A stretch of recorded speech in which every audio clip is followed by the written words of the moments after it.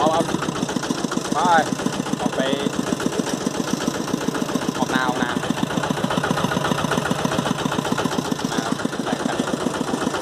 ทำเองไม่ใช่เองหน้าคาลีครับ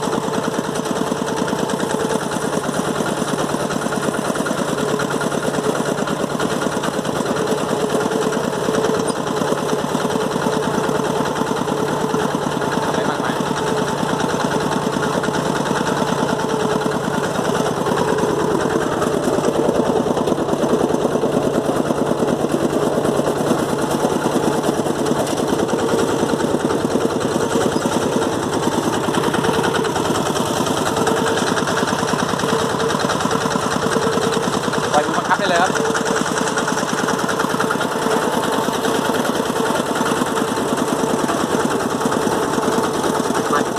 เจ๊กก่อนมาครับ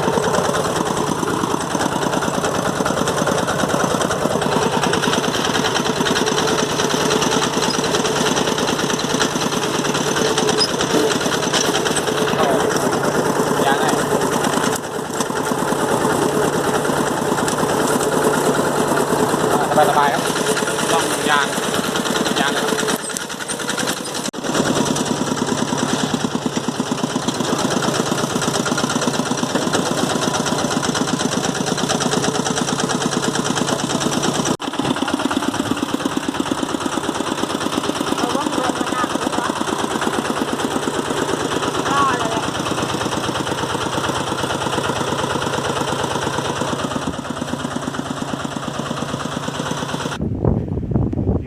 ฟ้าที่สังขะ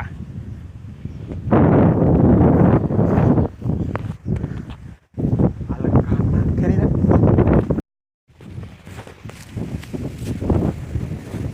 ข้างหลังแบกยา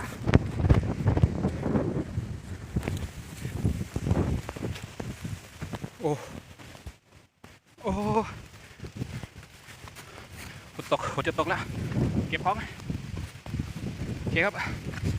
ว่ากัน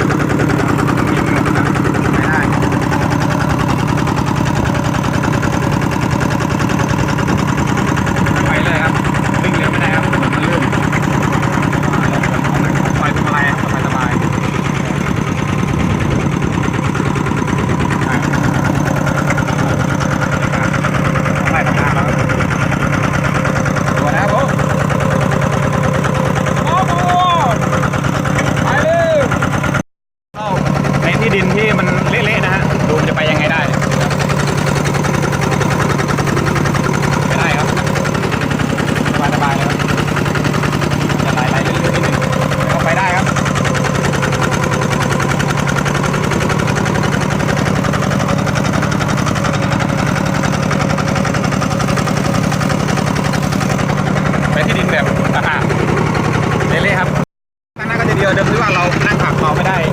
เดินตามหรือเราไม่ได้บังคับด้วยหางนะครับเรานั่งขับสบายๆบังคับด้วยพวงมาลัยแค่คอนโทรลพวงมาลัยแค่นั้นเองง่ายไหมครับไม่ยากครับผมใครสนใจอยากจะทำก็สอบถามข้อมูลอย่างที่บอกครับศึกษาได้ครับอย่างที่บอกศึกษาได้เลยเรามาฟื้นฟูสิ่งที่มันมีอยู่แล้วนะครับมาใช้ประโยชน์เนี่ยผมลากรั่วข้างหลังเนี่ยจริงลากได้หนักมากกว่านี้ครับแต่ว่านี่แค่ขนแค่หญ้าเดียวครับไปให้ควาย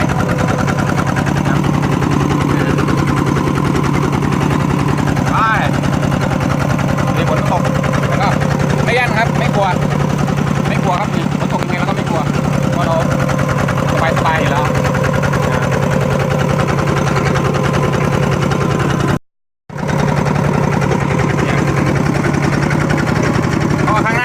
ใช้แรงอะไรครับแค่บังคับพวงมาลัยอย่างเดียวก็แค่คันส่งไม่ให้แค่ส่งตัวให้บังคับเลี้ยวซ้ายขวาได้แค่นั้นเองนะครับแล้วก็วิ่งได้ปกตินะครับนี่คือการทดสอบแรงม้าเท่าเดิมครับคุณภาพในการขนส่งเหมือนเดิมนะครับไม่เปลี่ยนแปลงแรงไม่ตกครับ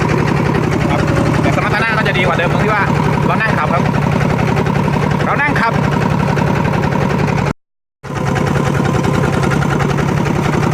อยากให้รู้ครับเร่ง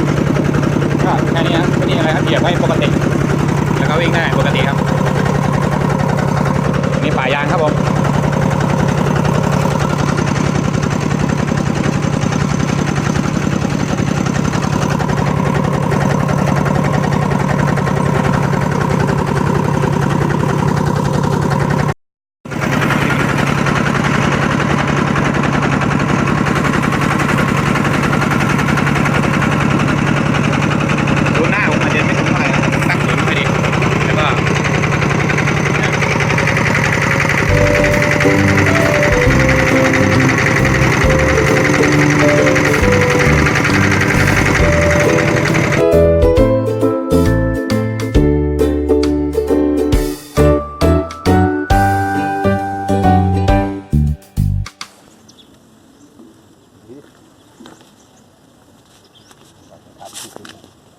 เก็บนะครับ